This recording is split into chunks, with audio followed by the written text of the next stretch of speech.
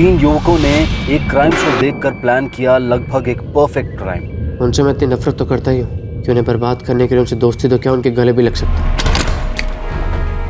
कल स्ट्राइक करते हैं। बहुत होगी नेट प्रैक्टिस, सीधा गेम। एक तीर से 2 निशान, बदला और पैसा।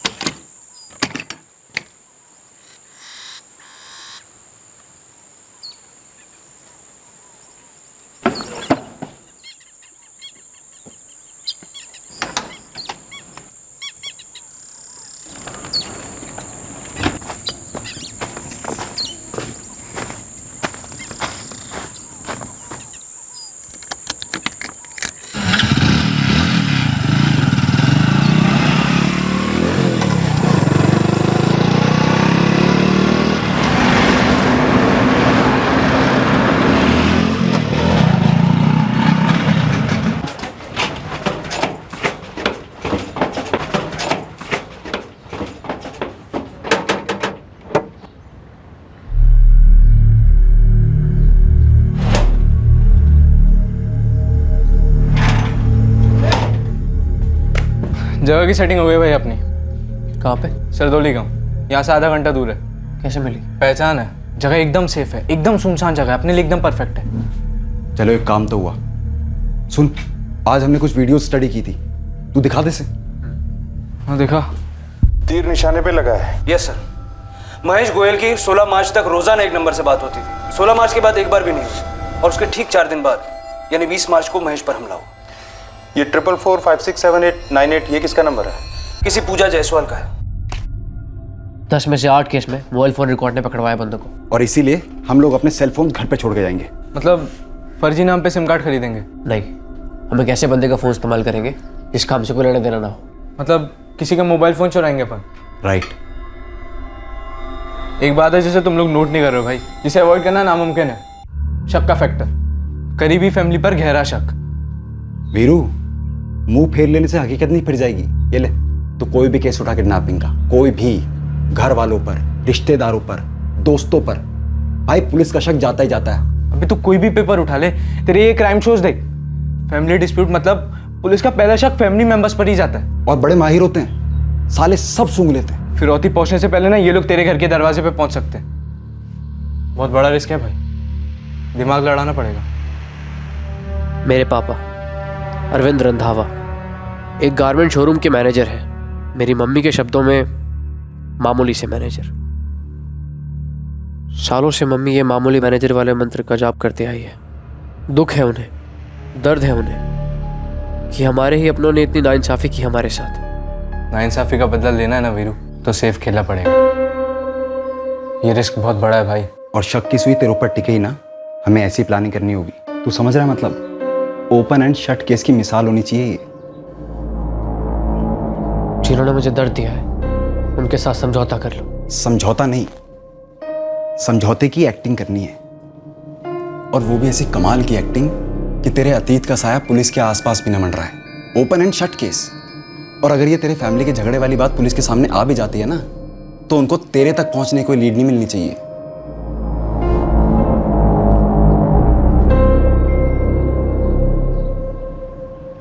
मेरे दादाजी गुरदयाल रंधावा हमारे शहर के टेक्सटाइल इंडस्ट्री का बड़ा ही जाना माना नाम है।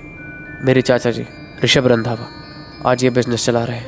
ओए बाइक चलाऊंगा के बच्चे ना का मतलब समझता नहीं है। पापा यश के पास भी है। पापा प्लीज ना। तू अभी सिर्फ 14 साल का है, तुझे कोई लाइसेंस नहीं देगा। दादाजी लाइसेंस तो रोड पे चलाने के लिए लगता है ना, मैं तो बस कॉलोनी में चलाऊंगा। बोले ना पापा से। समर बस कर अब, तू फाइनल एग्जाम में टॉप के नंबर ला, मैं तुझे गियर वाली साइकिल खरीदूंगा। पापा प्लीज दिला दीजिए ना। तक वही चलाना, मैटर क्लोज। पापा पापा प्लीज ना पापा।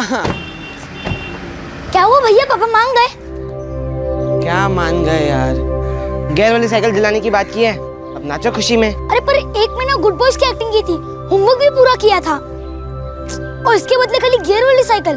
सिर्फ 4 साल और फिर देखियो 18 बर्थडे पे ना आप एक बाइक खड़ी होगी। ओए निकम्मो, अपने ख्याली बाइक से ना नीचे उतरो और चलो चल के तैयार हो। स्कूल जाना है कि नहीं जाना? मतलब आप ही हो ना असली विलन, आप ही पापा के कान भरती हो मेरे खिलाफ। हाँ ठीक है, विलन हूँ मैं और मुझे नहीं बनना अच्छी मम्मी। हाँ और यार। बाइक तो तेरी 18 के बाद भी नहीं दिल दूंगी मैं। देखा तूने लड़के कैसे बाइक चलाते हैं, फुर फुर फुर करके। एक मेरी बात सुन लो, मैं तो अपनी बाइक लेके ही रहूंगा, फुर फुर फुर।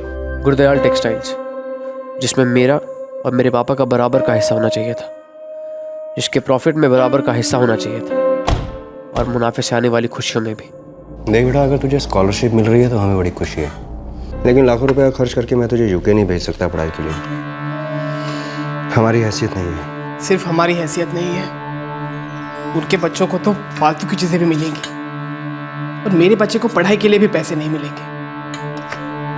उन लोगों की वजह से हमें अपनी जिंदगी इतनी नाप तोल कर जीनी पड़ रही है, लेकिन आप तो चुप रहेंगे, मुंह नहीं खोलेंगे, खुश रहेंगे एक मैनेजर के मामूली से होते। बस कर संगीता, बस कर। अगर पापा जी ने मेरे साथ सोतेलो जैसा व्यवहार किया तो इसमें मेरी क्या गलती है? हैं? एक तो मैं उनकी नाइंसाफी झेलूं, ऊपर से तेरे ताने। तो जेल सिर्फ आप रहे हैं ना, हम लोग तो ऐसे ही शिकायत कर रहे हैं। हमें तो ये ऐशो आराम की जिंदगी रास नहीं आ रही है ना। बचपन से मैं मम्मी पापा को ऐसे लड़ते देखते आया हूँ। मम्मी को आज तक कभी मुस्कुराते हुए नहीं देखा, और इस सब की वजह वो एक आदमी। मेरे दादाजी ने मेरे मम्मी पापा के साथ, मेरे साथ गलत किया, और मेरे चाचा जी ने ये गलत होने दिया। देख वीरू, अबे हमारा प्लान सिर्फ तभी कामयाब हो सकता है जब तू तेरे दादाजी, तेरे चाचा जी और वो उनके बच्चे समर और अमन का दिल जीत ले, सुलह कर ले उनसे। और अमन को 100% भरोसा होना चाहिए तेरे ऊपर। उसे भरोसा होगा वो तभी तेरे पास आएगा, और फिर हमारे साथ। और उसके बाद अपन फिरौती मांगेंगे, वो लोग दे देंगे और पुलिस अपना सर खुजाती बैठेगी जिंदगी भर। और अपन लोग विदेश जाएंगे आगे पढ़ने के लिए। उनसे मैं इतनी नफरत तो करता ही हूँ कि उन्हें बर्बाद करने के लिए उनसे दोस्ती तो क्या उनके गले भी लग सकता हूँ। उन लोगों ने मुझे जिस खुशी से दूर रखा, उसी खुशी को छीनूंगा मैं। रोएंगे वो लोग। प्लान था वीरू के चाचा के दूसरे बेटे 11 साल के अमन को किडनैप करने का। फिरौती के पैसों से वीरू फॉरेन यूनिवर्सिटी की फीस भरने की सोच रहा था और अपने दादा और चाचा की फैमिली को तड़पते हुए देखना चाहता था। वीरू और उसके दोस्तों ने एक क्राइम शो को देखकर इस किडनैपिंग और मर्डर का प्लान बनाया था।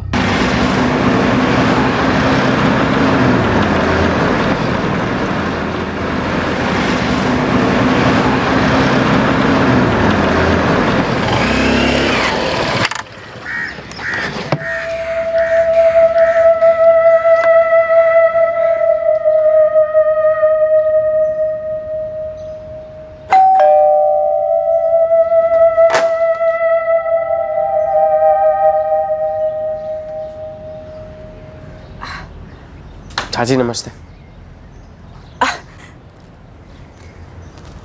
चितर आना, अंदर आ जा। बैठ बैठ। तुझे बता नहीं सकती कितनी खुशी हो रही है मुझे तुझे देख के। बच्चों को बुलाती हूँ मैं। समर, अमन, अरे जल्दी आओ तो। समर। हाँ। अरे आके देख तो सही कौन आया है। यार मम्मी गेम भी खेलने नहीं देते हो आप। अरे अमन तू भी आ। पहचाना? पहचान। वीरू भैया। चाची ये समर है, कितना बड़ा हो गया है, और ये छोटे तो मुझे पहचाना ही नहीं। अमन बेटा, तेरे अरविंद ताऊ जी है ना, उनके बेटे हैं ये, तेरे बड़े भैया वीरू भैया। अच्छा तुम लोग बैठो, बातें करो, मैं कुछ खाने को लेके आती हूँ। बैठ। मैं दादाजी के घर एक अरसे के बाद आया था। चाची और छोटे भाइयों को आखिरी बार कब मिला था मुझे याद भी नहीं, लेकिन 4 साल पहले की रात मुझे याद है। दादाजी मिलने आए थे हमें, हमारे घर। वो रात मैं कभी नहीं भूल सकता।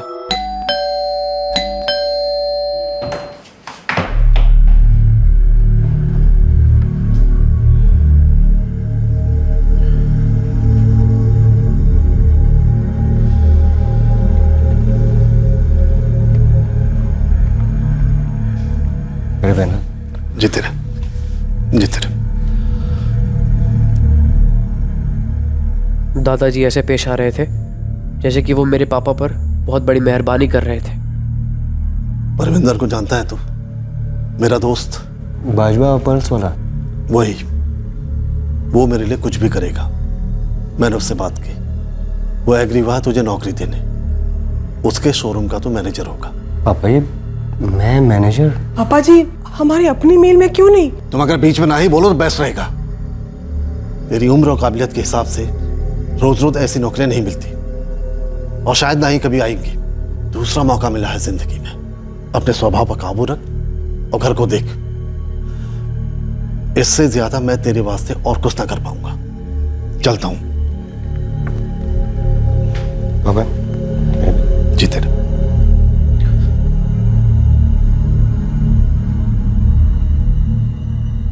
मेरे पापा को ये नौकरी मेरे दादाजी ने मानो एहसान के तौर पर दी थी। एहसान था, भीख थी, तरस था, जो भी था उसका नतीजा सिर्फ एक था, जिल्लत, अपमान।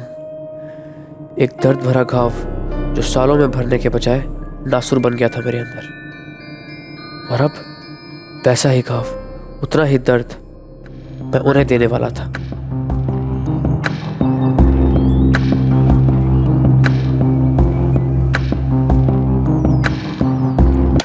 ऐसा रास्ता ढूंढना होगा जहाँ पे एक भी सीसीटीवी कैमरा ना हो। वे पहले ये तो लॉक कर ले कि अमन को कहाँ से उठवाना है। वो तुम दोनों करो, मैं अमन के सामने नहीं आ सकता, ऑब्वियस है। लेकिन वीरू, तू एक बात बता, देख तू तो प्लान के खातिर उनसे सुलह करने के लिए मान गया, और तेरे मम्मी पापा भी मान गए।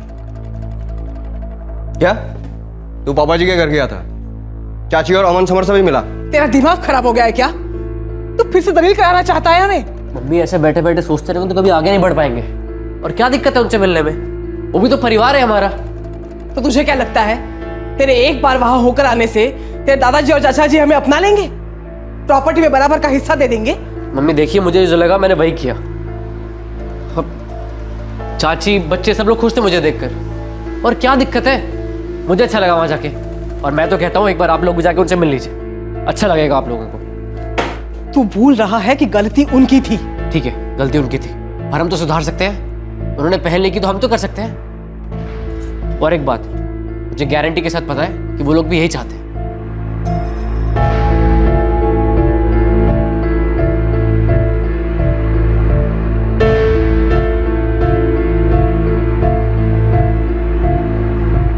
वीरू आया था? जी बाबूजी। वीरू भैया ना बहुत अच्छे हैं, मुझे उनके साथ बहुत मजा आया। मैं क्या कह रही थी कि वो खुद सामने से चल के आया। क्या हम लोग पिछली बातों पे मिट्टी नहीं डाल सकते? वो भी तो इन दोनों का बड़ा भाई ही है ना। पापा जी, मुझे भी किरण की बात सही लगती है। इतने साल बीत गए, इतना पानी बह चुका है, और मुझे भी ऐसा लगता है बाबूजी कि हमें अपने गिले शिकवे भूल जाने चाहिए।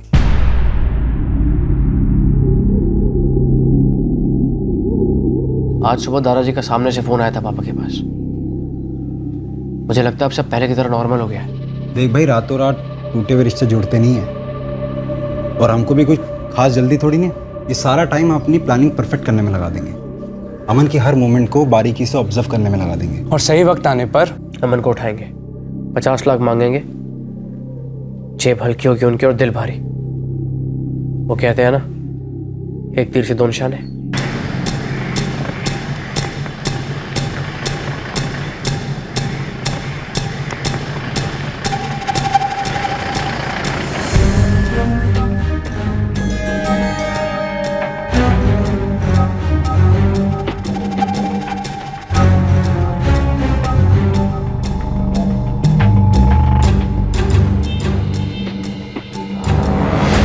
अकेला कभी नहीं रहता है वो, स्कूल हो या कहीं हो, या तो समर होता है उसके साथ, नहीं तो उसकी माँ होती है।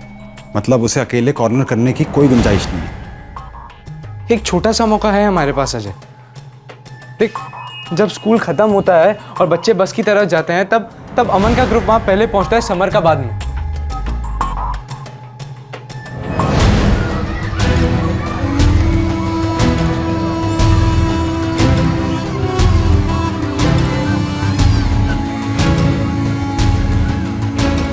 यही यही एक मौका है हमारे पास जब हम उसे बुला सकते हैं। और कोई तरीका है ही नहीं, कोई और टाइम।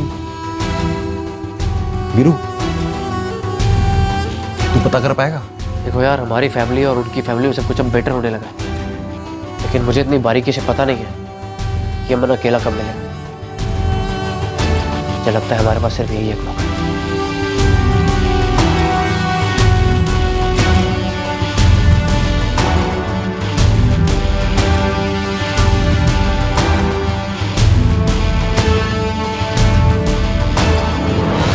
ऐसा लगता है ना जैसे कल की ये बात हो, जब हम सब साथ में रहते थे। ये समर, ये तो मेरे पेट में था, और वीरू 5 साल का। मुझे तो कभी कभी लगता है जैसे पिछली जिंदगी हो। सब कुछ कितना बदल गया है ना तब से। हम लोग कितना बदल गए हैं। हम चाहे ना तो फिर से सब कुछ बदल सकता है, और प्यार से तो और भी जल्दी बदल सकता है ना भाभी?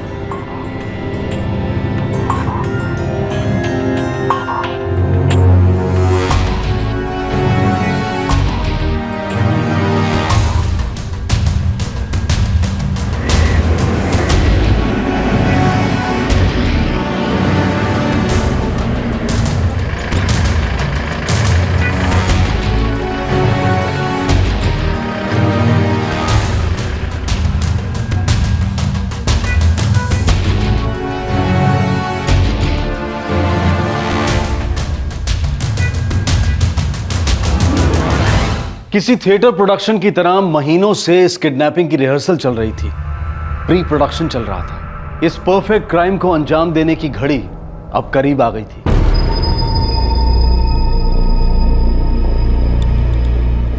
दे, मैं निकलता हूँ। हाँ रुक, वैसे तो मैंने इसके सारे स्टिकर मार्क्स निकाल दिए हैं और रास्ते पे कोई सीसीटीवी कैमरा भी नहीं है, लेकिन अपने को कोई चांस नहीं लेना है। और ब्लैंक हेलमेट किसी को याद ही नहीं रहेगा। ले ले। ऊपर से मैं गॉगल्स भी पहनूंगा। अगर स्केच बनाने की नौबत भी आएगी तो पुलिस का आर्टिस्ट क्या स्केच बनाएगा?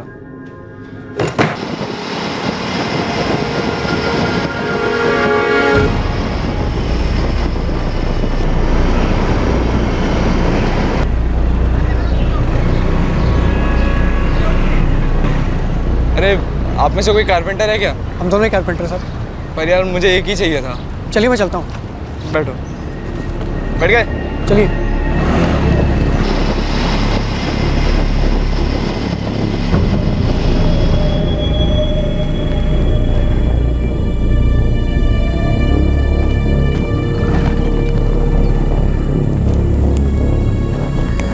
क्या हुआ साहब?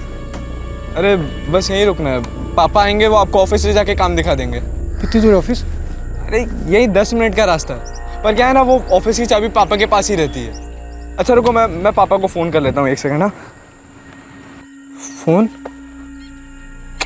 लगता है मैं फ़ोन घर पर ही भूल आया। अब पापा को कैसे फ़ोन करूँ? अरे आपके पास फ़ोन होगा ना, आपका फ़ोन दो ना, मैं पापा को फ़ोन करके बता देता हूँ कि हम पहुँच गए। लो। हाँ अच्छा सुनो, अगर 3-4 दिन का काम होगा तो कर लोगे ना? कहीं बिजी तो नहीं हो? कैसी बात कर रहे हो? 3-4 दिन का काम होगा, मैं दौड़ाऊंगा। अपना काम तो मजदूरी करना है ना साहब। हेलो पापा, अरे मैं बोल रहा था, हाँ मैं पहुंच गया हूँ कारपेंटर को लेकर। आप कहाँ पर हैं? अरे ये अपना जैन चौक का बड़ा वाला पेड़ नहीं है, उसके सामने खड़ा हूँ मैं। हाँ ठीक है, मैं पहुँचता हूँ वहाँ पर। अरे 5 मिनट वेट कर सकेंगे आप? हाँ कर लूँगा। अरे वो क्या है ना, आज ही सारे काम बिगड़ने थे। उधर पापा की गाड़ी बिगड़ गई है, तो मैं बाइक से जाता हूँ, पापा को लेके आता हूँ, फिर आप और पापा बाइक से निकल जाना। जैसा ठीक समझा। पर मेरे पास फ़ोन नहीं है, तो मैं आपका फ़ोन लेके जाता हूँ, 5 मिनट में लाके दे दूंगा आपको। आप यहीं रुकना, मैं आता हूँ अभी बस।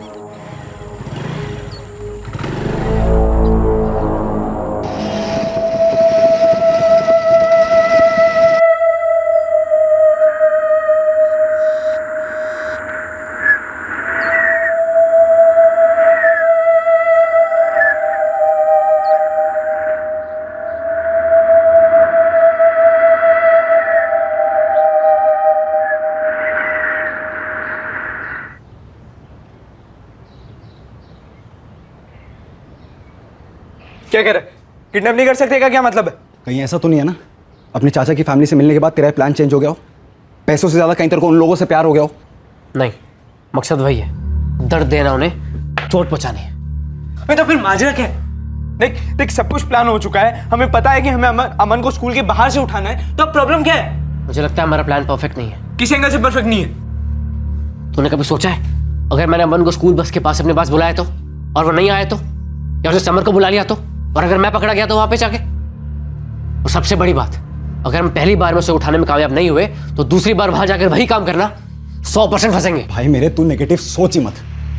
स्कूल से लेकर सरदोली गांव तक पूरा रूट स्टडी किया मैंने। एक सीसीटीवी कैमरा नहीं है रास्ते में, और घर पूरा साफ है, कोई पंगा नहीं है, जीरो रिस्क। ये देख, ये फिरौती का कॉल करने के लिए फोन भी अरेंज हो गया अपने पास, और लाश फेंकने के लिए तालाब भी मार्क कर लिया हमने। एक सीसीटीवी कैमरा नहीं है वहां पर, और तेरे को तेरी फैमिली को मिले हुए उन लोगों से 4 महीने हो चुके हैं। तू कह रहा है अमन तेरे पास नहीं आएगा? ऐसे कैसे हो सकता है यार? और कोई तेरे पे क्यों शक करेगा? देख वीरू, अभी नहीं तो कभी नहीं। अरे तुम लोगों को समझ में क्यों नहीं आ रहा है यार? अमन को नहीं उठा सकते, मतलब नहीं उठा सकते। अभी लाइफ के 8 महीने दिए मैंने इस प्लान को। दिन रात बैठ के तेरे क्राइम शोज देखा है, सबके एक एक गलतियां नोट की हैं, तो अब सब प्लान हो गया तो तुझे नहीं करना। अपना गुस्सा कंट्रोल में रख, समझा? बदले की आग को क्या हुआ तेरी? ठंडी पड़ गई? और तेरी यूके में पढ़ने के प्लान को क्या हुआ? बे सोच, 50 लाख रुपए मिलेंगे हम लोगों को, 50 लाख। सब बांटेंगे तो लगभग 16.5 लाख रुपए। ये प्लान शुरू किसने किया था? हैं? तूने कहा था भाई बदला लेना मेरे को। अरे बदला लेना है, बदला भी लेना है और पैसे भी चाहिए, और उन्हें जिंदगी भर का दर्द भी देना है, लेकिन अमन के जरिए नहीं। अमन बहुत रिस्की है, समर को उठाते। समर को? अबे तू पागल है? समर 14 साल का, उसे उठाना बहुत मुश्किल हो जाएगा। यूरोफॉर्म हाथी को भी बेहोश कर देता है। तो मेरे भाई को मिलना भी तो चाहिए अकेला। मिलेगा, जरूर मिलेगा। मैंने समर के मोमेंट्स को बहुत बारीकी से स्टडी किया है, वो अकेला मिलेगा हमें। हलवा क्या चाहे आराम से हाथ में आएगा।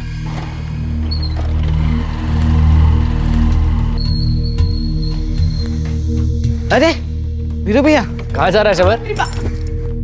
अरे वीरू, चाची नमस्ते। मैं बस ये पास से गुजर रहा था, सोचा आप लोगों से मिलता चलो।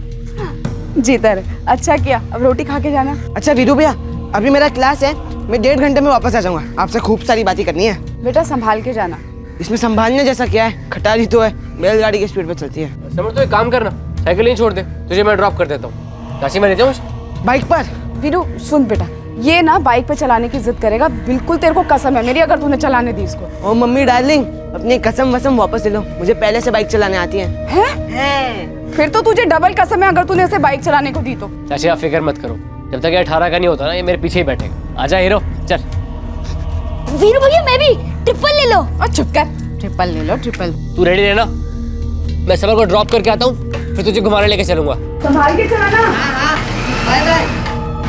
वीरू भैया, किसी दिन मुझे भी बाइक चलाने दो ना, मम्मी तो अलाउ ही नहीं करती, और ऊपर से ना पापा के भी कान भर के रखती है, नो बाइक बिफोर 18। चल ठीक है, किसी दिन मौका देखकर तुझे ओपन फील्ड ले जाऊंगा, वहाँ जितनी मर्जी है बाइक चला लेना। पक्का ना? पक्का। समर ट्यूशन क्लासेस साइकिल पे जाता है, बड़े आराम से उठा सकते हैं मुझे। बाजार से आलू प्याज उठाने जितना आसान तो नहीं है ना। फिर से पूरे रूट की स्टडी करो, बिना सीसीटीवी कैमरे का रास्ता मैप करो, मतलब सब कुछ वापस से करो, डबल मेहनत करो। लेकिन जीरो रिस्क। समर को आधे रास्ते बेला फुसला कर लिया, उसके बाद तुम लोगों से जेब में डाल के ले जाना। और दूसरी बात, अगले हफ्ते स्कूल की छुट्टियां चालू है। मतलब 1 हफ्ते में हम पूरी प्लानिंग वापस से कैसे करेंगे? हो जिससे स्कूल बंद हो रहे हैं, लेकिन ट्यूशन क्लासेस चालू रहेंगी। टाइम की टेंशन नहीं है हमें, हमें सिर्फ काम परफेक्टली करना है अपना। इससे बेटर मौका नहीं होगा हमारे पास। तो गुरदयाल, उसका दूसरा बेटा ऋषभ और ऋषभ की पत्नी किरण, इन तीनों को हल्का सा भी शक नहीं हुआ कि 14 वर्षीय समर को अब जान का खतरा है, और पहले शिकार 11 वर्षीय अमन था। दूसरी तरफ वीरू के माँ बाप को भी बिल्कुल खबर नहीं थी कि उनके बेटे की तरफ से ये टूटे रिश्तों को फिर से जोड़ने की कोशिश दरअसल बदले के इरादे से की गई साजिश का एक हिस्सा था। तो तुझे हमारी दवाई का सैंपल मिलता, और याद रख हमारी दवाई बहुत कड़वी है। जिसके बोलो उसके शपथ खाने को तैयार हूँ साहब। मैं तो 1 साल से याशी के कॉम्प्लेक्स में गई ही नहीं हूँ।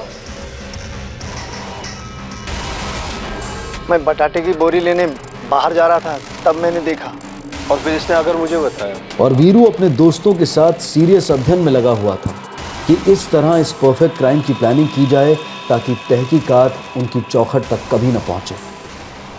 अब शिकार की घड़ी बहुत पास आ गई थी। वीरू, अजय और कमल ने जुर्म के सारे निशान मिटाने की बारीकी से प्लानिंग कर ली थी। एक परफेक्ट क्राइम होने जा रहा था, एक ऐसा जुर्म जो नफरत के दलदल से जन्मा था और लालच की गोद में पला था। पूरे 5 गियर हैं, स्पीड भी कंट्रोल कर सकते हैं, बिल्कुल आपकी बाइक की तरह। भैया ये साइकिल मैं भी चलाऊंगा, बोल देता हूँ। लो, पापा ने सिर्फ ये मेरे लिए खरीदी, ओके? तो इसे मैं ही चलाऊंगा। हाँ, तू चला सकता है कभी कभी, लेकिन बच्चों को इस पे एक भी खरोच चाहिए ना तो तू देख लियो, वो तेरी आखिरी राइड होगी। ये क्या रूल है? मैं नहीं मानता ये rule. Not fair Samar. Aman तेरी साइकिल नहीं तोड़ेगा, अच्छे से चलाएगा। क्यों अमन? भैया आप इसे जानते नहीं हो, ये ना कुछ भी तोड़ सकता है, इससे कुछ नहीं आता। भैया ये तो मुझे डफर ही समझता है। अमन तू चिंता मत कर, 3 साल बाद इसकी बाइक आ जाएगी, फिर ये साइकिल तेरी। मैं 3 साल वेट नहीं करूंगा, मैं पापा को बोल के थोड़े दिन में ही ऐसी साइकिल खरीद लूंगा, वो भी गियर वाली। तो जा ना भाई, मंगवा ले, जा भाई, गुड नाइट। समर चलो भाई, बहुत हो गई तुम्हारी गियर वाली साइकिल की पूजा, कुछ खा पी लो। वीरू तू भी चल बेटा, आजा। अरे चाची, ये समर और अमन मुझे साइकिल के बारे में समझा रहे हैं। साइकिल वैसे अच्छी है चाची, कभी कभार मन करता है कि मैं भी बच्चा बन जाऊं। बचपन बहुत अच्छा था। हाँ ये तो है, बचपन कभी लौट के थोड़ी ना आता है। अच्छा चलो चलो जल्दी आ जाओ। समर तू सुनना है ना मेरी बात? हाँ मम्मी, आता हूँ। आ फिर। हाँ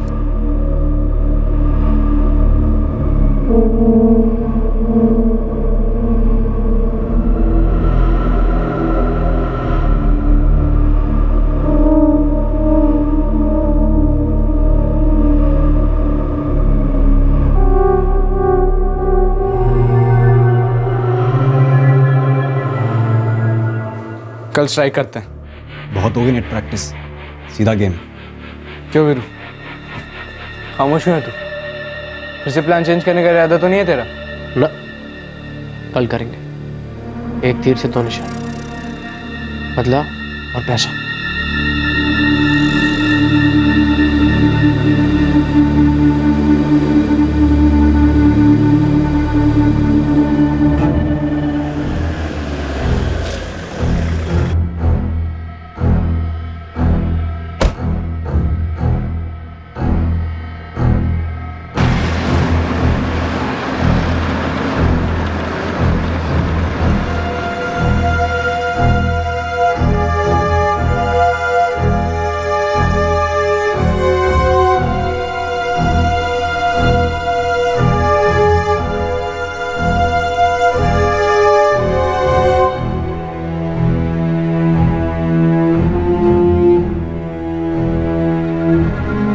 मम्मी, मैं क्लास के लिए निकल रहा हूँ।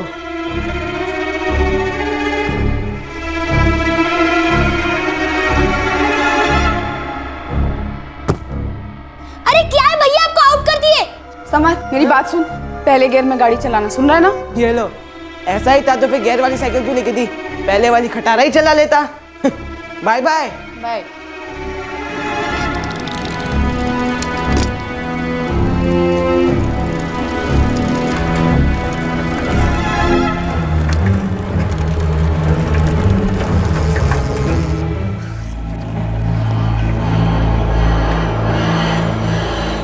वीरू भैया आप यहाँ? ट्यूशन जा रहा है? हाँ, अपना तो वही रोज का, लेकिन आप यहाँ? कुछ नहीं, मैं तो बस तेरे घर जा रहा था, फिर सोचा कि तू इसी रास्ते से ट्यूशन जाता है तो तेरा यही वेट करने लगा। कुछ काम था? देख मैं तुझे बताऊंगा ना, वो हमारे बीच में रहना चाहिए। चाचा चाची दादाजी या फिर अमन, तू किसी को नहीं बताएगा। हाँ मैं किसे बताऊंगा, बोलो ना। बाइक चलाएगा? बाइक? हाँ, मेरी यूनिवर्सिटी की बैक रोड खाली रहती है। बोल। यार लेकिन अभी मेरा 5 मिनट में क्लास है, हम क्लास के बाद चल सकते हैं? क्लास के बाद जाएगा तो चाची को पता लग जाएगा ना, बेकार का बवाल होगा। लेकिन अगर क्लास नहीं जाऊंगा तो भी तो मम्मी को पता चल जाएगा। एक दिन क्लास बंक कर लेगा ना तो ट्यूशन वाले देखकर फोन नहीं कर देंगे। वो तो वैसे भी नहीं करते, लेकिन मैं कभी क्लास बंक नहीं करता। ठीक है, तेरी मर्जी। मुझे लगा तुझे बाइक चलाने में इंटरेस्ट है, इसलिए सिखा दूंगा। तो मार लूँ बंक? मैं तो सोचता भी नहीं और पूछता भी नहीं। एक दिन क्लास बंक कर लेगा तो तेरा ना तो मेरे अपना नाम आ जाएगा ना निकल जाएगा। बाकी तेरी मर्जी है, ऐसे मौके बार बार नहीं आते। चलो फिर आज क्लास की छुट्टी, आज बाइक चलाएंगे। लेकिन ये साइकिल का क्या करूं? साइकिल वही पार्क करते हैं जहाँ हमेशा पार्क करता है। तो तेरी ट्यूशन क्लास के बाहर। मैं तेरा मेन रोड पे वेट करता हूँ। ठीक है, जल्दी आना।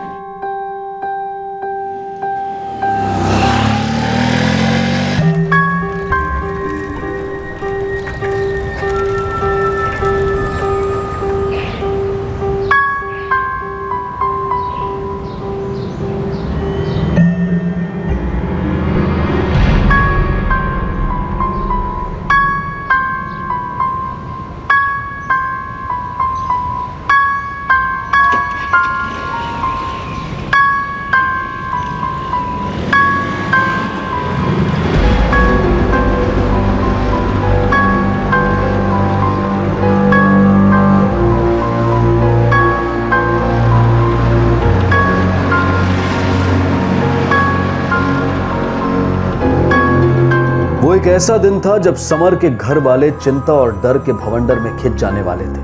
वो एक ऐसा दिन था जब कुछ ऐसा होने जा रहा था जिससे समर के माता पिता और दादाजी को लंबे अरसे तक एक ही सवाल कुरेदने वाला था कि आखिरकार उनके बड़े बेटे समर के साथ क्या हुआ। वो एक ऐसा दिन था जिस दिन वीरू के पिता अरविंद रंधावा को इस बात का पता ही नहीं चलने वाला था कि उनका बेटा वीरू एक भयंकर गलती करने जा रहा है। वो एक ऐसा दिन था जिस दिन वीरू की मां संगीता की सालों की शिकायत पर एक्शन लिया जाने वाला था।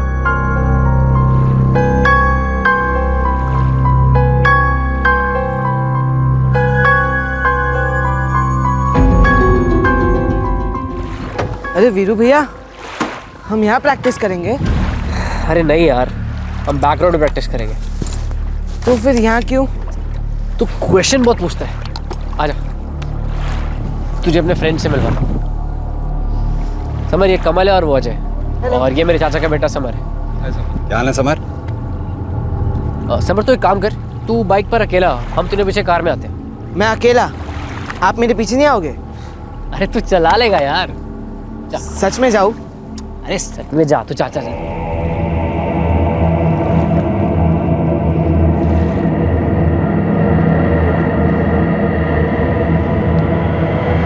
वीरू भैया,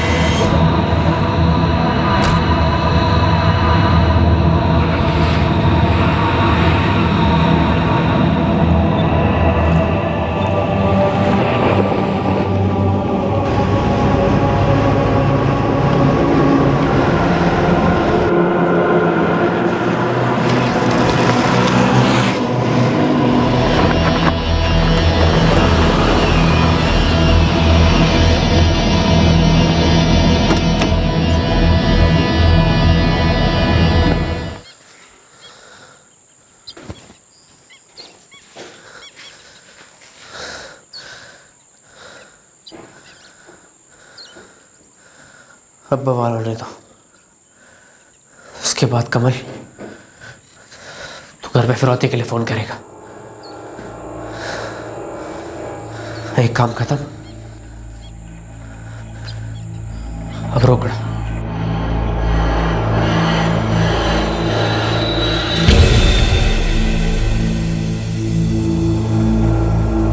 अरे ऐसे कैसे? ट्यूशन क्लास के लिए निकला तो था वो। नहीं आंटी, मैं परमजीत और सचिन तो क्लास में ही थे, पर समर नहीं आया। हाँ, पर उसकी साइकिल क्लास के बाहर पार्क थी। अरे लेकिन ऐसे कैसे हो सकता है? नहीं किरण जी, समर आज ट्यूशन नहीं आया। हाँ, उसकी साइकिल जरूर बाहर पार्क है, लेकिन वो अंदर नहीं आया। तूने उसके दोस्तों से बात की? परमजीत, सचिन, विवेक, सबसे बात होगी मेरी। क्लास के टीचर से भी बात हुई। सबका यही कहना है कि वो क्लास में आया ही नहीं है और उसकी साइकिल बाहर खड़ी हुई है। 1.5 घंटे की क्लासेस, अक्सर 4 बजे पहुंच जाता है वो। 5:30 बज रहे हैं। इतनी देर के लिए गया काम? आप अभी के अभी घर आ जाइए, मुझे कुछ ठीक नहीं लग रहा है। तुम टेंशन मत लो, मैं बस पहुंचा ही समझो। क्या हुआ ऋषभ, घर पर सब ठीक है?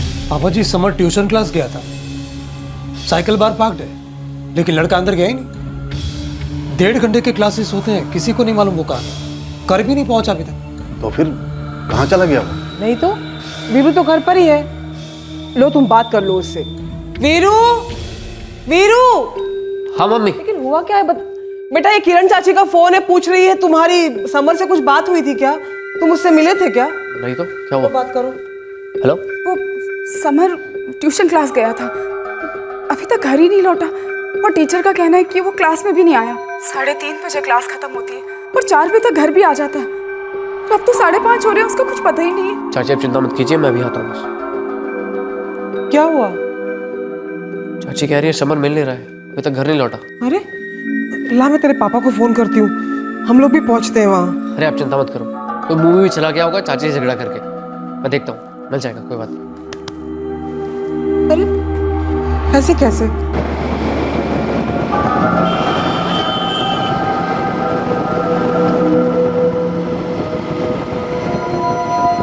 सब जगह इधर उधर फोन जाएंगे, मेरे घर भी जाएगा।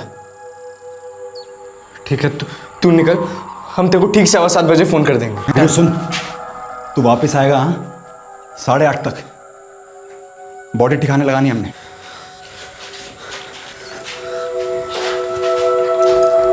माना समर बहुत मस्ती करता था, लेकिन इस तरह बिना बताए कभी कहीं नहीं गया। मैं क्या कहता हूँ, तुरंत पुलिस के पास चलते हैं। हाँ पापा जी, कुछ गड़बड़ जरूर है। अगर समर कहीं फंस गया होता तो कहीं से एक फोन तो कर ही सकता था ना। उठिए चलिए पापा जी। ये तो कोई अननोन नंबर है। उठा फोन उठा ले, समर का हो सकता है। हेलो, कौन बोल रहा है? आप कौन बोल रहे हैं? समरजीत के पापा से बात कर रहा हूँ। मैं बोल रहा हूँ ऋषभ, समर का पापा। अरे कौन बोल रहा है? क्या बात है? तुम्हारा बेटा हमारे कब्जे में, ना पुलिस के पास जाना ना शोर मचाना। शोर मचाया आपने तो आपका लड़का हमेशा के लिए खामोश हो जाएगा, मतलब मार डालेंगे हम उसको। क्या बोल रहे हैं आप? चाहते क्या हो? 50 लाख पैसे दो, लड़का लो। मैं फिर कॉल करूंगा ये बताने के लिए कि पैसे कहाँ पर चाहिए, और जितना जल्दी हो सकता है उतना जल्दी कैश रेडी करो। और फिर कह रहा हूं, नो पुलिस। अगर पता चलता है कि पुलिस इन्वॉल्व हुई है तो गला काट कर फेंक देंगे समर का। हेलो हेलो, अरे क्या हुआ? किसका फोन था? किसी ने समर को किडनैप कर लिया। क्या? किडनैप? 50 लाख रुपए मांग रहा है और बोला कि अगर पुलिस को बताया तो समर को मार डालेगा। पर ऋषभ, ये है कौन आदमी? पता नहीं, मुझे भी पता नहीं किसका फोन था ये। ऐसे कहा देने? बोला कि वापस फोन करूंगा। तू ऐसा कर, इस नंबर पे वापस फोन लगा। स्विच ऑफ आ रहा है। हम पुलिस के पास चलते हैं। देखो, हम सबको हिम्मत से काम लेना होगा। हम पुलिस को सब बता देंगे, वो इस कॉलर को ढूंढ निकालेंगे। बेटा, यहाँ पे सवाल 50 लाख का नहीं है, सवाल ये है कि समर उनके पास है भी या नहीं। चलो मेरे साथ, चलो बेटा। चलिए वापस। और फिर हम पुलिस स्टेशन होकर आए तो ध्यान रखिए यहाँ। बेटा समर, समर, बाबू समर,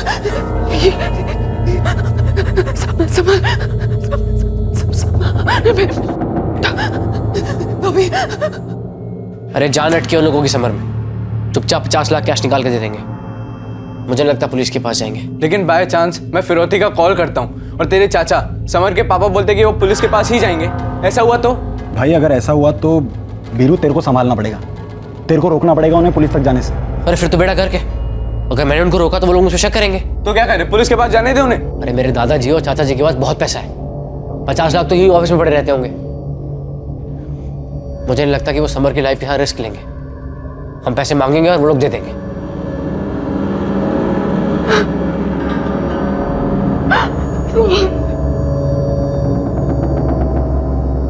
समर भैया वापस आ जाएंगे ना? आ जाएंगे। अरे यार, संभाल मम्मा लेगा वो सब ठीक है, लेकिन हमारे पास कोई प्लान भी है ही नहीं। अगर वो लोग पुलिस के पास चले गए तो क्या करेंगे हमने कुछ सोचा ही नहीं है। अरे यार तू नेगेटिव मत सोच यार, वीरू आता ही होगा, फिर ये इस लाश को ठिकाने लगा देंगे हम लोग। ठीक है, सुबह फोन करेंगे फिरौती के लिए, पैसे उठाएंगे और यहाँ से रफो चक्कर। सर, जिस नंबर से फिरौती के लिए कॉल आया था वो नंबर अभी भी स्विच ऑफ है। गुरदयाल जी, आप दे सकते हैं 50 लाख फिरौती के लिए? आप कहना क्या चाहते हैं? मेरे कहने का मतलब यह है कि वो लोग जानते हैं कि आप 50 लाख दे सकते हैं, इसलिए उन्होंने आपके सबसे नाजुक पॉइंट पर अटैक किया, आपके पोते पर। संदीप सर, जिस नंबर से फिरौती के लिए कॉल आया था, अर्जेंट बेसिस पे उसकी डिटेल्स चाहिए। Done sir. समर अपने साथ सेलफोन रखता है क्या? जी नहीं सर, वो मांगता तो है लेकिन हमने दिया नहीं उसे। सर मेरी समझ में नहीं आता है कि समर की साइकिल बाहर पार्क्ड है, समर ऐसा कभी नहीं कर सकता कि वो बाहर साइकिल पार्क करे और क्लास बंक करे। साइकिल शायद उसी ने वहां छोड़ी है या फिर किसी ने वहां उससे रखवाई है। किसने? जो समर को अच्छी तरह से जानता है और उसकी हर मूवमेंट से वाकिफ है। आप जल्द से जल्द एक्शन शुरू कीजिए, मेरा पोता खतरे में हो सकता है। हमारा काम शुरू हो चुका है और जब तक उस नंबर की डिटेल्स नहीं आ जाती जिस नंबर से फिरौती के लिए कॉल आया था, आप हमारी दो तरह से मदद कर सकते हैं। एक, हमें समर की लेटेस्ट फोटो चाहिए और दूसरी, आप लोगों को किसी पर शक है?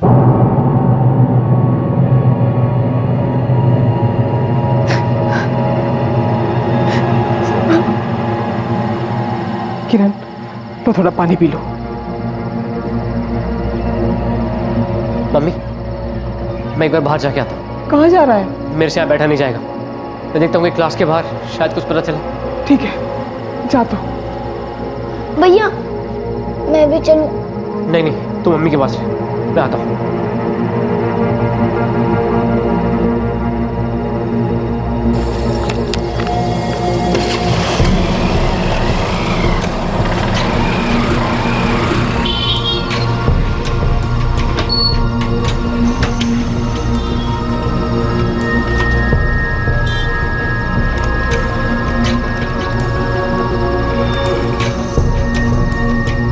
The number you have called is currently switched off.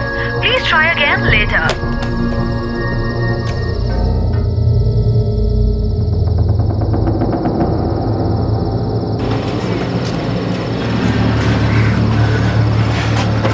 हम लोग अपना अपना फोन घर पर छोड़ेंगे।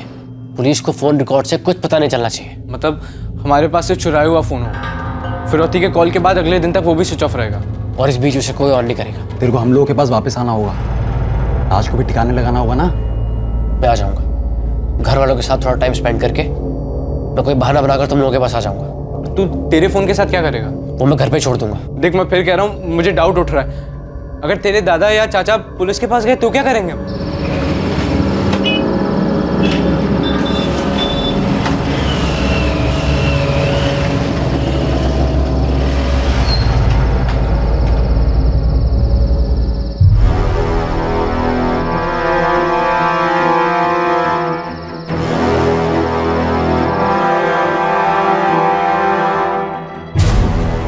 क्या बात? कुछ? मैंने घर से लेकर क्लास तक सब जगह छान मारा। कुछ पता चला? नहीं चाचू। पुलिस क्या बोली? उन्होंने ढूंढना शुरू कर दिया है। मेरा फोन भी सर्विलेंस पे डाल दिया है। जैसे ही वो दोबारा फोन करेगा पैसों के लिए पकड़ा जाएगा। ऋषभ, तू टेंशन ना ले, हमारे समर को पुलिस छुड़वाकर सीधा तेरे पास ले आएगी, उसे कुछ नहीं होगा। बेटा मैं क्या कहता हूँ, 50 लाख रेडी रखो, जैसे उनका फोन आता दे दो। हमें हमारा बच्चा चाहिए बस। आखिर ये कमीना है कौन? यस सर, मैंने ही नहीं बल्कि उसके दोस्तों ने भी देखा साइकिल को यहाँ पार्क हुए हुए, लेकिन समर का कुछ पता नहीं। सर, समर के फादर ऋषभ रंधावा का मोबाइल नंबर हम लोग मॉनिटर कर रहे हैं। बहुत जल्द पता चल जाएगा कि जिस नंबर से कॉल आया था वो नंबर किसका है। ये भी तो हो सकता है कि समर यहाँ आया ही ना हो, उसे उठाने वालों ने उसकी साइकिल यहाँ लाकर पार्क कर दी, इस वजह से उसे यहाँ किसी ने देखा ही नहीं। यहाँ से लेके समर के घर तक जितना भी रास्ता है पूरा छानना है, कहीं ना कहीं कोई ना कोई सीसीटीवी कैमरा जरूर होना चाहिए। Okay sir. अच्छा, समर की क्लास 2 बजे शुरू होती है, राइट? यस सर, और 2 बज गए 5 मिनट होते हैं, सारे स्टूडेंट क्लास में आ जाते हैं। समर कभी लेट हुआ है? नहीं सर, समर कभी लेट नहीं हुआ, कभी एब्सेंट भी नहीं रहा है, बहुत ही रेगुलर स्टूडेंट रहा है सर। Thank you. अबे कहाँ मर गया ये वीरू? अबे 9 बज गए अभी तक नहीं आया साला। साले को फोन भी नहीं कर सकते हैं। मैं पहले दिन से कह रहा हूँ तुम लोगों को, लेकिन साला तुम लोग सुनते ही नहीं हो मेरी। वहाँ क्या हो रहा है इसके बारे में कुछ पता नहीं चल रहा अपने को। और वीरू क्यों नहीं आ रहा है ये? घर से ट्यूशन क्लास तक जाने का बस वही एक बाईपास का रास्ता है, वहां से पूर्वी चौक पर लेफ्ट। जी ठीक है ऋषभ जी, हमने समर के फोटोग्राफ हमारी सारी पेट्रोलिंग वैन्स को भेज दिए हैं और अब उसकी ट्रैकिंग शुरू हो चुकी है। Thank you sir. क्या हुआ जी? क्या कहा पुलिस ने? मेरा समर मिल जाएगा ना? हाँ किरण, मिल जाएगा, समर मिल जाएगा। लेकिन वो कॉल हो गया, क्या चाहते हैं? मैं भी नहीं जानता किरण, उसका फोन स्विच ऑफ आ रहा है। दादाजी, मैं एक बार फिर से चेक करके आता हूँ, यहाँ बैठे रहने से कुछ नहीं होगा, शायद कुछ पता चल जाए। ठीक है बेटा।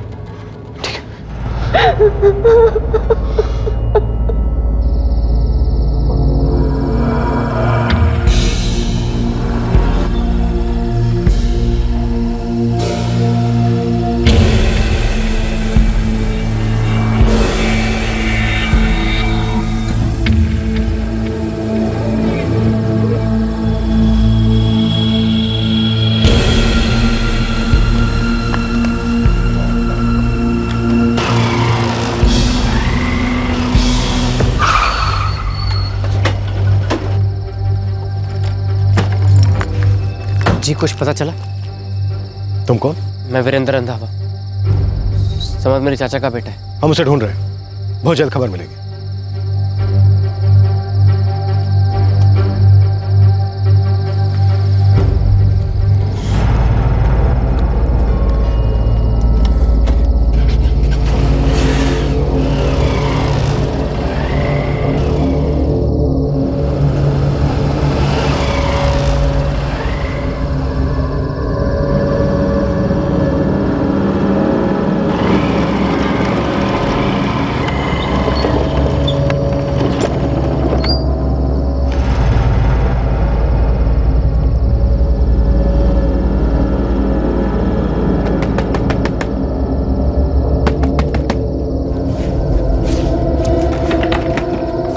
साढ़े 8 बजे आना है तेरे को। अब आ रहा है तू? तेरे से उल्टा पुल्टा हो गया यार। सुन, वो फोन और सिम का है, तोड़ना है उसे, जला दो उसे। क्यों? तो फिरौती का कॉल कैसे करेंगे हम? और उसके लिए कोई नया फोन चुरा लेंगे। इस फोन के पीछे पुलिस पड़ी हुई है। साले मैंने तेरे को पहले ही कहा पुलिस से इन्वॉल्व होगी, लेकिन तुम लोग सुनते ही नहीं हो मेरी। अबे तो तूने रोका क्यों नहीं पुलिस के पास जाने से उन्हें? अबे तू पागल है क्या? कैसे रोकता? क्यों बे? उस दिन तो बड़े कॉन्फिडेंस से बोल रहा था तू वो लोग नहीं जाएंगे पुलिस के पास। ठीक है, चल के बोलो पुलिस के पास। क्या करता मैं?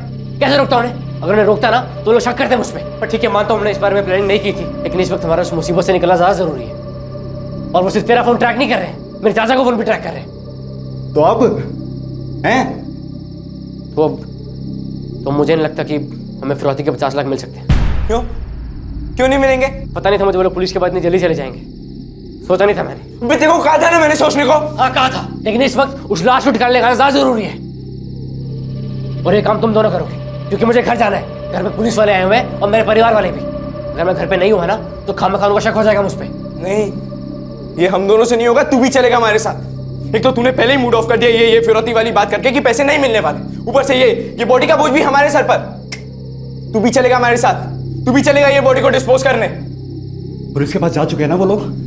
इसका मतलब पूरे सोहमगंज में पुलिस हमको ढूंढ रही होगी, पूरे सोहमगंज में रेड अलर्ट आज जारी हो गया होगा वहां पर। तुम लोग समझ क्यों नहीं रहे हो यार? मुझे घर जाना जरूरी है।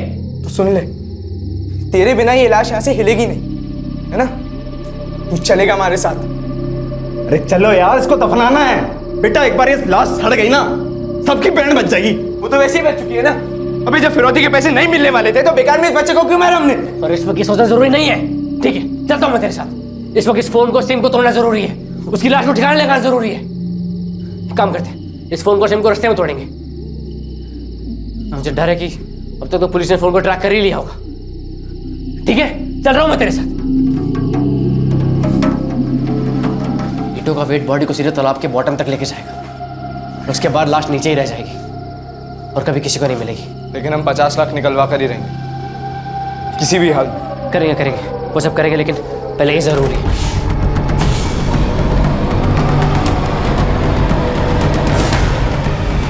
जिस तालाब पे हम लोग जा रहे हैं ना, वो कम से कम 10 किलोमीटर दूर है यहाँ से।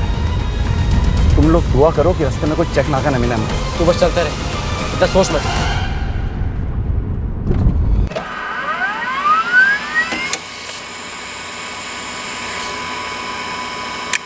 दिनेश कौशल? जी हाँ सर, यही पास की बस्ती में रहता है। 99% फर्जी होगा, फिर भी रेड करो। Right sir. आप किसी दिनेश कौशल को जानते हैं? दिनेश कौशल? नहीं तो पापा जी नहीं जानते। पूरे चांसेस हैं फर्जी होगा, एड्रेस भी फर्जी होगा। आपको फिरौती के लिए जिस नंबर से कॉल आया था वो इसी नाम पर रजिस्टर्ड है। एड्रेस भी है पास की बस्ती का। और ये कौन हो सकते हैं? कोई क्रिमिनल गैंग हो सकता है, या फिर कोई ऐसा हो सकता है जिसके साथ आपका कोई झगड़ा हुआ हो, जिसे आप जानते हो। फैमिली में कोई झगड़ा, कोई पुरानी दुश्मनी, कोई गुस्सा।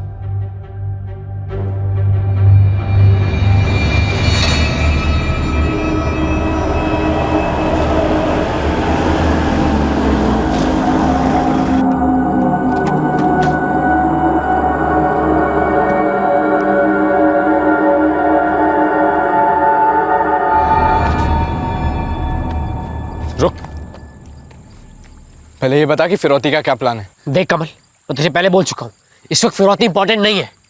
हमारे सर पे मर्डर है और हमें उससे बचना है। देख वीरू, मैं और अजय इस प्लान में शामिल क्यों हुए? पैसों के लिए। हमारी तेरे चाचा के साथ कोई दुश्मनी नहीं थी कि हम किसी खून में इन्वॉल्व हो जाए। यहाँ से निकल लेते हैं पहले, हैं? फालतू में किसी पुलिस ने देख लिया, 4 सवाल पूछेगी और फिर मैं कह रहा हूँ यहाँ से निकलते हैं पहले। कमल।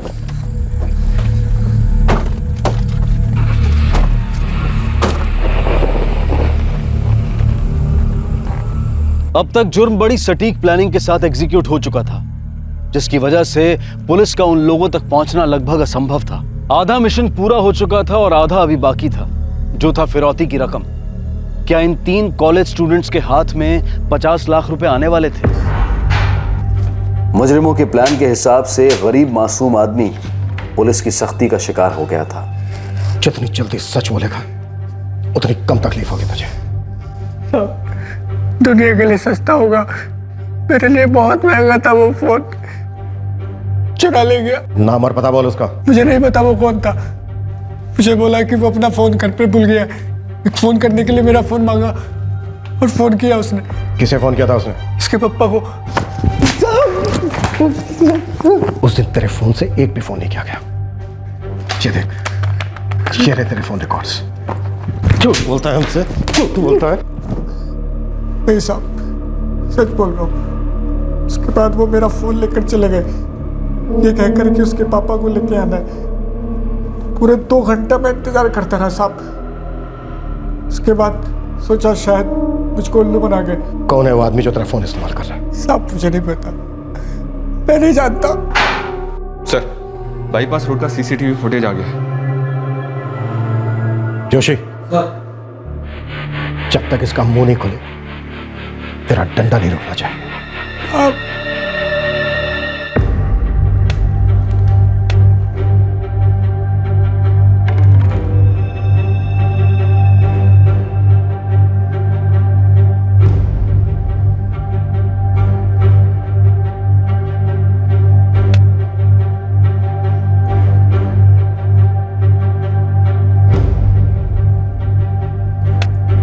सर, इसके आगे का रोड पूर्वी चौक का रोड है और वहाँ कोई सीसीटीवी इंस्टॉल नहीं है। दुकानें हैं? छोटा सा मार्केट एरिया सर, छोटे मोटे ट्रेडर्स की दुकानें हैं। तो के लिए दूसरा कॉल आया? जी नहीं, ऋषभ रंधावा का फोन हम मिनट बाई मिनट ऑब्जर्व कर रहे हैं।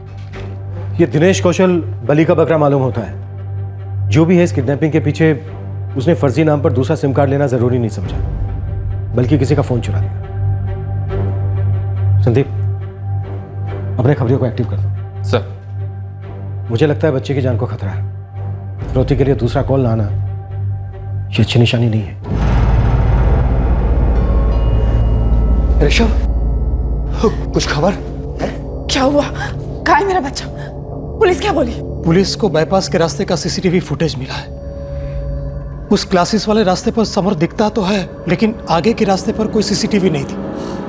पुलिस ने मोबाइल के मालिक को भी धर लिया है। कोई दिहाड़ी मजदूर है, कहता है कि उसका फोन चुराया गया है। अरे तो फोन क्यों नहीं किया उन्होंने? क्या चाहिए उनको? पैसे चाहिए? उनको बोलो जितने पैसे चाहिए उन्हें उतने पैसे देंगे, बस हमें हमारा बच्चा दे दो। सुन रहा है आप? मुझे मेरा बच्चा चाहिए बस। समर, मेरा बच्चा लेके आओ, कहीं से भी लेके आओ।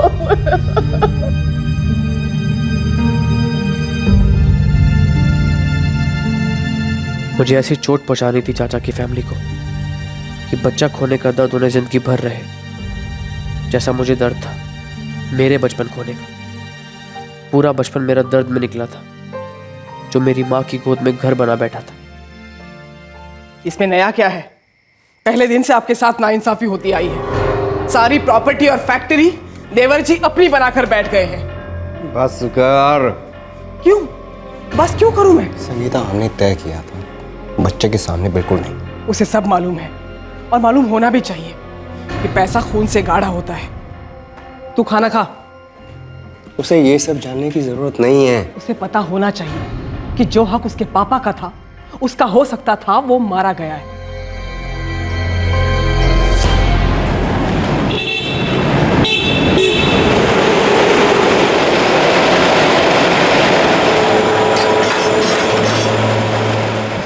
किशन, ये तंजानिया वाला कंसाइनमेंट अभी तक गया क्यों नहीं? जी वो पिछले 1 हफ्ते से 10 लोग कम है काम पर, सब एक साथ ही बीमार हो गए। तो बताना चाहिए था ना, हैं?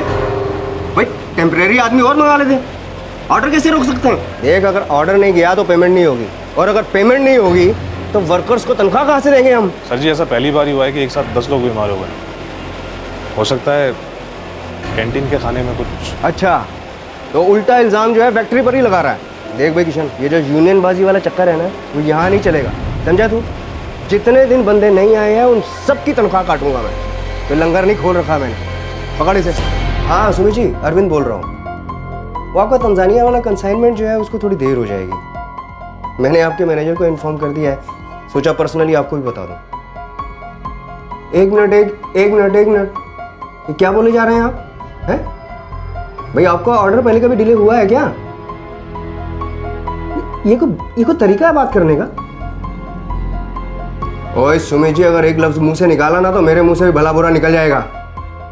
भाई धंधा नहीं करना है तो किसी और को ऑर्डर दे दीजिए, लेकिन इस लेवल की बातें हम नहीं सुनेंगे। हमारे सबसे पुराने क्लाइंट हैं सुमित बारवा। क्या हो गया पापा जी? गुलाम तो नहीं है ना हम उसके? तुम समझ क्यों नहीं रहे हो? बिजनेस में गुस्से को घर में रखकर आना होता है। वहाँ क्लाइंट तुमसे परेशान है, वर्कर्स मुंह फुलाए बैठे हैं। अगर ऐसे में हड़ताल वड़ताल हो गई ना तो बहुत भारी पड़ेगा। पापा जी भारी पड़ेगा तो भारी हाथों से ठीक भी करेंगे। फिर तो कुछ बचेगा ही नहीं बेटा। इतनी मेहनत से मैंने फैक्ट्री खड़ी की है, सब बर्बाद हो जाएगा। ऐसा कुछ नहीं होगा पापा जी, जमाना बदल गया है। कंपटीशन है, कंपटीशन। बाहर जंग है, जंग। बेटा इस जंग में अहंकार और गुस्सा सबसे बुरे हथियार होते हैं। मैंने एक फैसला लिया है। कैसा फैसला पापा जी? अब से मेरे सारे काम ऋषभ संभालेगा। हम दोनों मिलकर फैक्ट्री को फिर से वैसा ही बनाएंगे जैसा तुम्हारे आने से पहले थी। पापा जी ये तो मेरे साथ बहुत बड़ी नाइंसाफी हुई ना। तुमने बहुत बड़ी जिम्मेदारी के साथ नाइंसाफी की है।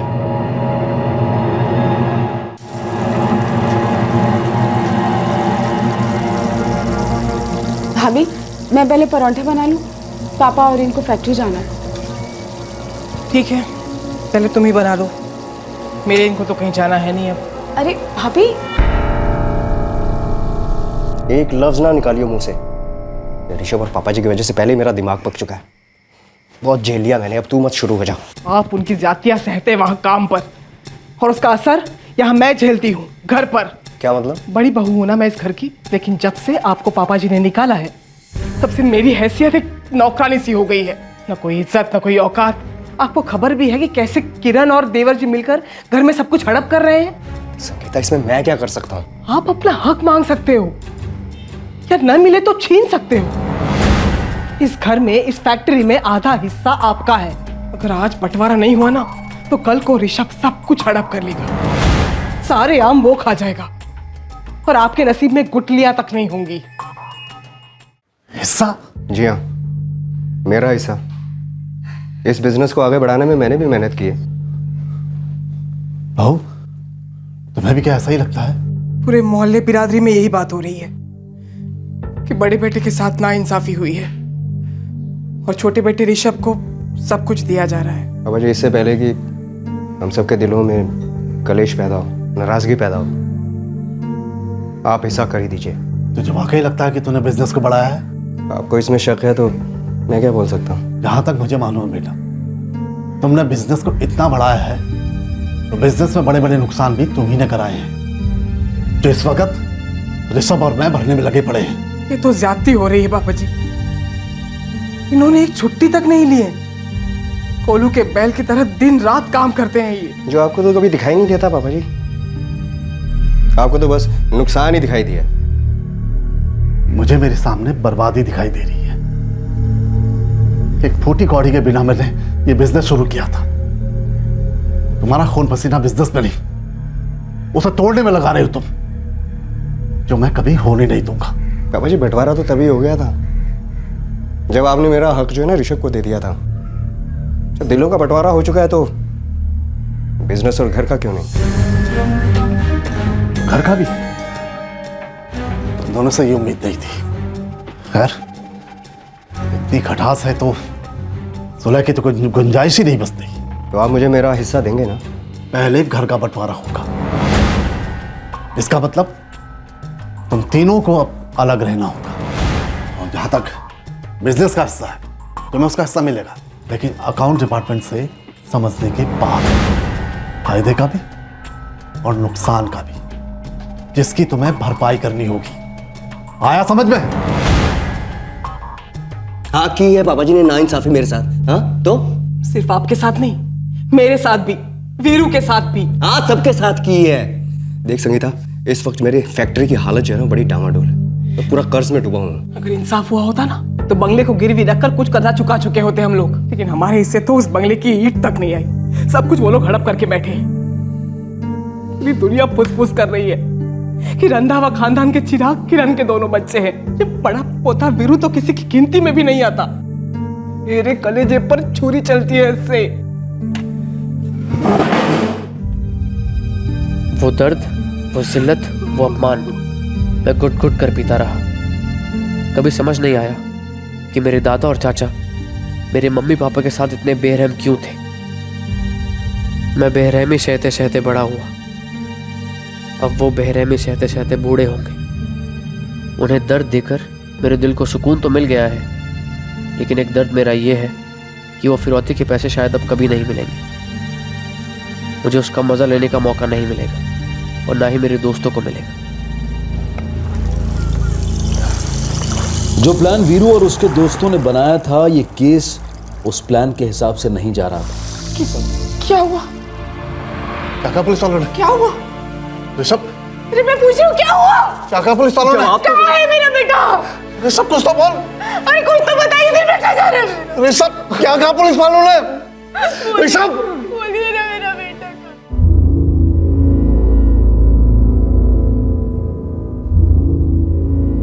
सर गली हुई ईंटें।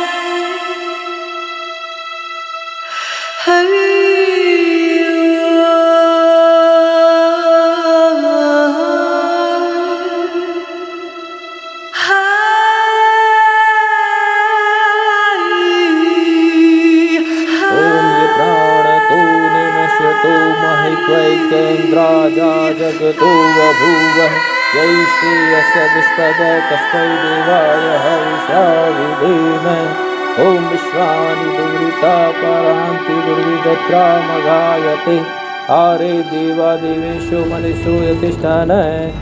जुर्म हो चुका था, पुलिस को पीड़ित की लाश मिल चुकी थी, पर तहकीकात में कोई सफलता नहीं मिल पाई थी। एक भी सुराग सामने नहीं आया था। समर के घर से कोचिंग क्लास तक का पूरा रास्ता दोबारा स्कैन हुआ। पुलिस इस उम्मीद में थी कि शायद कोई एक बारीक डिटेल उनसे अनदेखी हुई होगी जो उन्हें मिल जाए। हमेशा की तरह किडनैपिंग केसेस के सारे हिस्ट्री शीटर्स की कड़ी पूछताछ की गई, पर असली आरोपी पुलिस के जाल से कोसों दूर थे।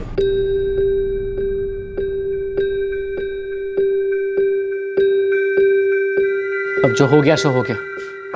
जो नहीं मिल सकता उसके बारे में सोचने से कोई मतलब नहीं है। ऐसी हाई फंडा डायलॉग बाजी से हमारी हकीकत तो नहीं बदल जाती ना वीरू रंधावा जी। सच तो ये है कि आपको जो चाहिए था वो आपको मिल गया और बाकी की चीजों की आपको पड़ी नहीं है, और हम दोनों बिना टिकट के इस जुर्म की बस में सवार हो गए। हाँ तो ठीक है, उसी बस की सीट पर जमकर बैठा रहे और उस बस को इस जुर्म से जितना दूर सके उतना दूर जा रहे थे, क्योंकि इस वक्त हमारी सेफ्टी जरूरी है, पैसे नहीं। जितनी जरूरत तेरे को थी ना पैसे की, उतनी मेरे को भी थी। पर सीधी बात यह है कि पैसे तो मिलने से रहे, तो बेटर आइडिया यही है कि यहाँ से आगे बढ़ते हैं। कैसे बढ़ेंगे आगे? ऐसे कंगाली में? आगे बढ़ने का प्लान तो अपन तीनों ने पहले से बना के रखा था। फॉरेन जाएंगे, आगे पढ़ेंगे, और वो फिरौती के पैसों से अपन लोग एक नई लाइफ शुरू करने वाले थे, पॉश लाइफ। और अब देखो गली के पागल कुत्तों जैसे इधर उधर छुप रहे हैं हम लोग। सर जी, मैंने समर के पापा, उनके पापा, दोनों का हर एंगल से एक्सरे करा लिया है, कुछ निकल ही नहीं रहा है। कोई पुरानी दुश्मनी नहीं, दूसरी औरत नहीं, यूनियन वाला लफड़ा नहीं, कुछ भी नहीं। और तो और फिरौती की दूसरी कॉल कभी आई ही नहीं। मतलब अजीब बात है ना।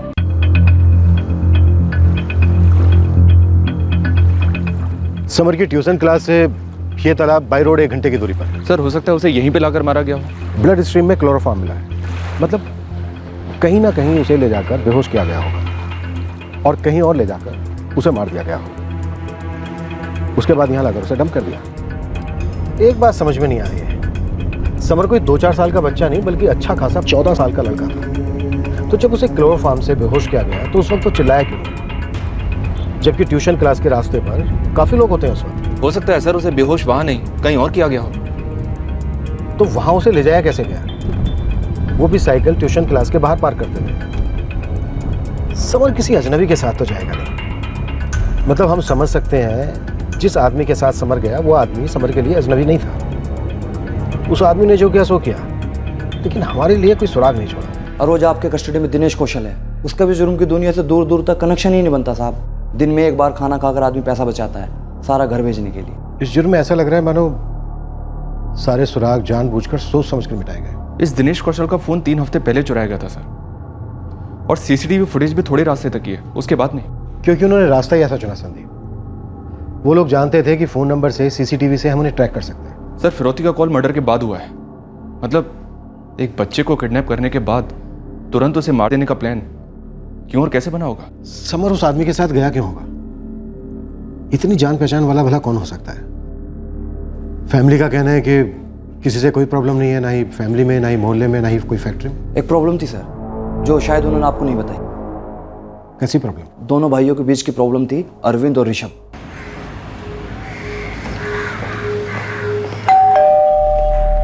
हद है जी, 2 हफ्ते हो गए मेरे पोते को बेरहमी से कत्ल कर दिया गया और आप उसके खूनी को ढूंढने के बजाय मेरे खून पे शक कर रहे हैं। हम सिर्फ संभावनाएं टटोल रहे हैं। आप मजाक कर रहे हैं, वर्दी पहनकर मजाक कर रहे हैं आप, और मजाक बन रहे हैं। ठीक है, हम निकम्मे हैं, अपना काम ठीक से नहीं कर रहे हैं। लेकिन गुरदयाल जी, एक बात आपको मैं बता दूं, हमने kidnapping murder cases investigation procedure का हर एक तरीका आजमाया, एक एक रूल फॉलो किया, लेकिन अभी तक एक भी सुराग हमारे सामने नहीं आया। क्या वजह हो सकती है इसकी? हमें क्या पता? आप ही को तो पता होना चाहिए कि आपके दोस्तों में, आपकी फैमिली में कौन ऐसा है जिसके अंदर इतना जहर भरा है, इतना गुस्सा भरा है कि वो निकला भी तो इतने भयंकर तरीके से निकला। देखिए सर, आप जिस झगड़े की तरफ इशारा कर रहे हैं वो पुरानी बात है। अब तो हम दोनों के बीच में सुलह भी हो चुकी है। सर, हमने अपने घर का बच्चा खोया है, एक ऐसी चोट खाई है जिसका घाव अगले जन्म में भी नहीं भर पाएगा, और आप ऐसे वक्त में मेरी फैमिली के ऊपर उंगली उठा रहे हैं। मेरे और अरविंद भैया के बीच में अब प्यार का रिश्ता है, हम दोनों एक दूसरे के लिए डटकर खड़े हो सकते हैं। तो फिर कौन हो सकता है ऋषभ जी? फिरौती के लिए दूसरा कॉल अभी तक नहीं आया। क्यों? क्योंकि किडनैपिंग सिर्फ कत्ल के इरादे से की गई। फिरौती तो तुक्का लगाया जा रहा था, शायद हमें गुमराह किया जा रहा था।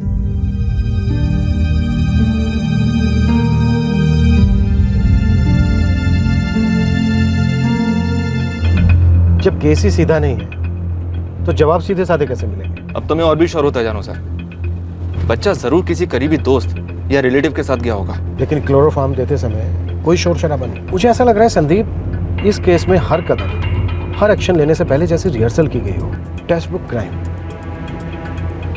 पूरा एफर्ट इस डायरेक्शन में लगाया गया है कि हम उन तक कभी पहुंच ही नहीं पाए।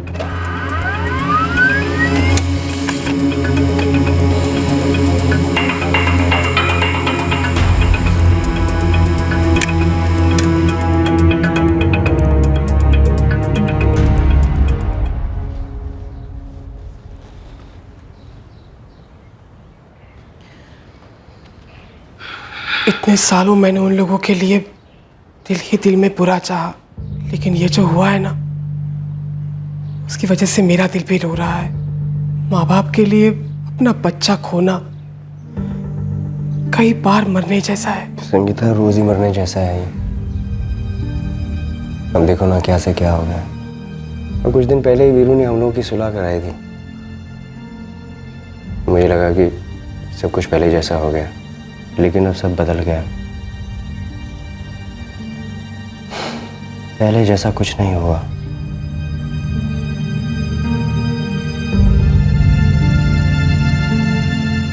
देखो, ऋषभ और किरण को ना हमारी सख्त जरूरत है। हमें डटकर उनका सहारा बनना होगा। अतीत में कुछ भी हुआ हो, वो अपने लोग हैं। मेरा छोटा भाई है वो।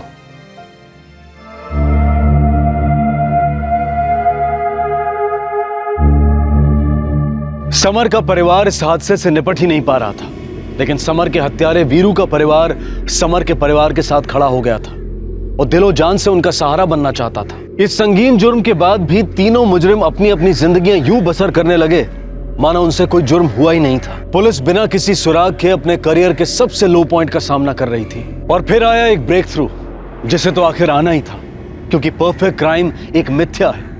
मुजरिम भले ही अच्छे से अच्छी प्लानिंग कर ले, लेकिन जुर्म अपनी निशानियां कहीं ना कहीं छोड़ता ही है। ये क्या है?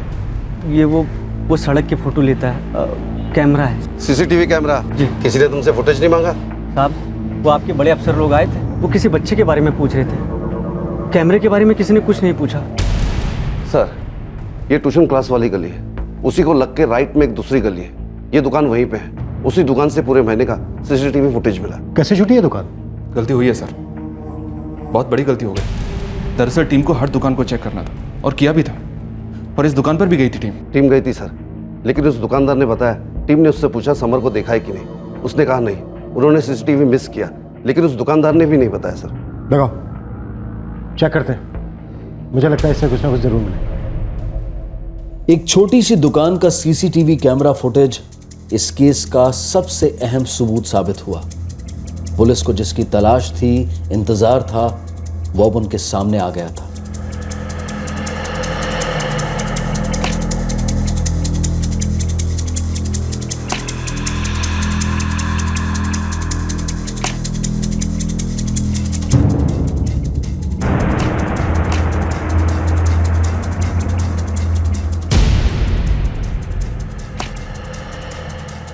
समर अपनी मर्जी से किसी के साथ गया। बाइक की नंबर प्लेट नहीं दिख रही सर, और बाइक किस कंपनी की है ये भी नहीं दिख रहा। बाइक वाला बहुत चालाक है सर, बाइक की हर चीज ढकी हुई है।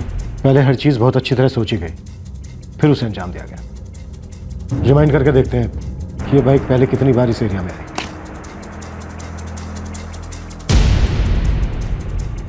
सर एक मिनट, सर ये देखिए, लगता है ये वही बाइक है। ये तो वीरेंद्र रंधावा है, समर के ताऊ का लड़का। जी कुछ पता चला? तुम कौन? मैं वीरेंद्र रंधावा, समर मेरे चाचा का बेटा है। वही लड़का है, वही बाइक, वही शर्ट। लेकिन बाइक के ऊपर से हर आइडेंटिफिकेशन मार्क को या तो निकाला गया सर, या ढका गया है। तगड़ी प्लानिंग की गई, लेकिन समर को उठाने से चंद मिनट पहले बिना हेलमेट के उस एरिया से गुजरा और पकड़ा गया।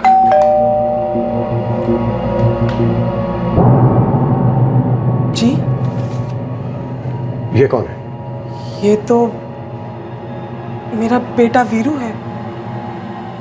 क्यों, क्या बात है? ये तो आपका बेटा वीरू ही बता सकता है कि बात क्या है, लेकिन एक बात के लिए तैयार रहिएगा, खबर बुरी है।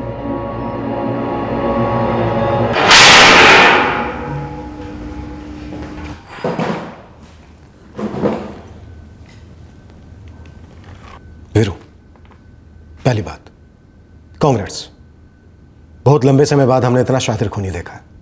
और दूसरी बात, मना करके हमारा टाइम वेस्ट मत करना, क्योंकि पूरी रिकॉर्डिंग है हमारे पास। देखना चाहेगा?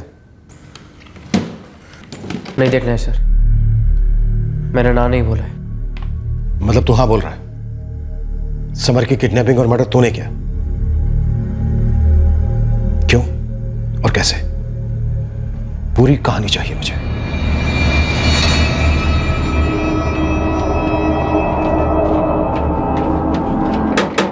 अच्छा देखना कौन है।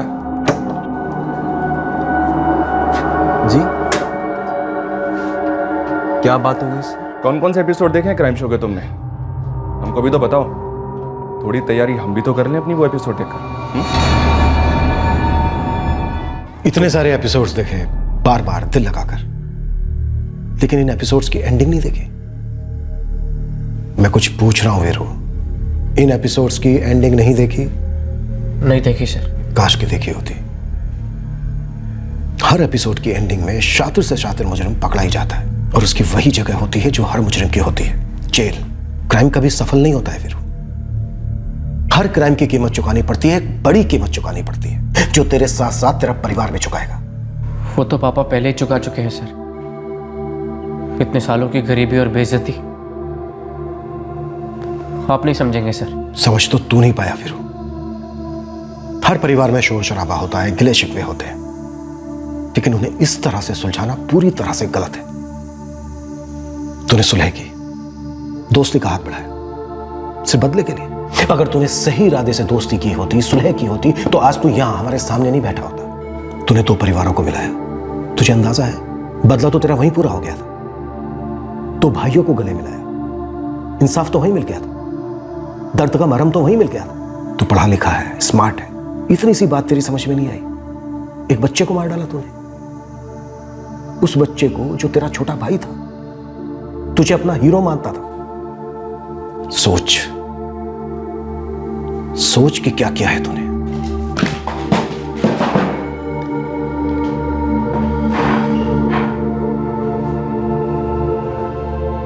समर के परिवार पर चौंकाने वाली सच्चाइयों का कहर सा टूट पड़ा। एक तो शौक इस बात का था कि वीरू ने सुलह एक जुर्म करने के लिए करवाई थी। दूसरा उससे भी भयानक शौक था कि किस तरह उनके जिगर के टुकड़े समर का कत्ल कर दिया गया। और तीसरा शौक इस बात का कि यह सारा जुर्म पहले अमन को नजर में रखकर प्लान किया गया था। वीरू के माता पिता पछतावे की आग में तड़प रहे हैं कि उनका क्लेश, उनका आक्रोश, उनका गुस्सा उन्होंने जाने अनजाने में एक मासूम बच्चे के दिलो दिमाग में भर दिया था, जिसकी वजह से बड़े होकर वीरू ने इतना संगीन जुर्म किया।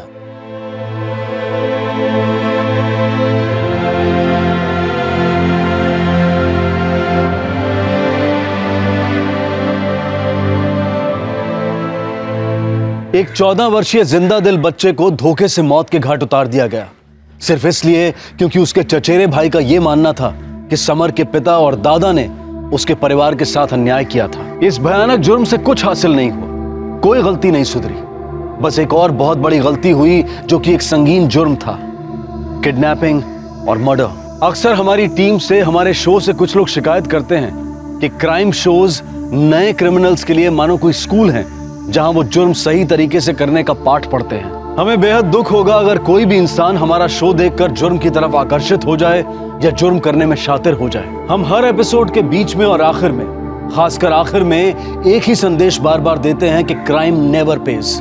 हमने आज तक एक भी एपिसोड ऐसा नहीं दिखाया है जिसमें मुजरिम कानून की गिरफ्त से बच निकला हो। अजय और कमल दोनों लोअर मिडिल क्लास परिवारों को बिलोंग करते हैं और अपने बेहतर भविष्य के लिए वो विदेश जाने का प्लान बना रहे थे, जहां वो पढ़ना चाहते थे, सेटल होना चाहते थे। वो वीरू के साथ इस जुर्म में पैसों के लिए शामिल हुए थे, लेकिन अब उनका भविष्य कभी बेहतर नहीं होगा। हमने पहले भी कई बार कहा है और बार बार कहते रहेंगे, क्राइम नेवर पेज। जुर्म से कभी किसी का भला नहीं हो सकता। इसी विचार के साथ अब मैं अनूप सोनी आपसे विदा लेता हूं। फिर मुलाकात होगी अगले एपिसोड में एक और चौंका देने वाले केस के साथ। तब तक सतर्क रहें, सुरक्षित रहें और देखते रहें क्राइम पेट्रोल सतर्क। सबा केक को सीख हम सबको। जय हिंद। इस तरह के और भी एपिसोड देखने के लिए हमारे चैनल को सब्सक्राइब करें और बेल आइकन दबाना ना भूलें।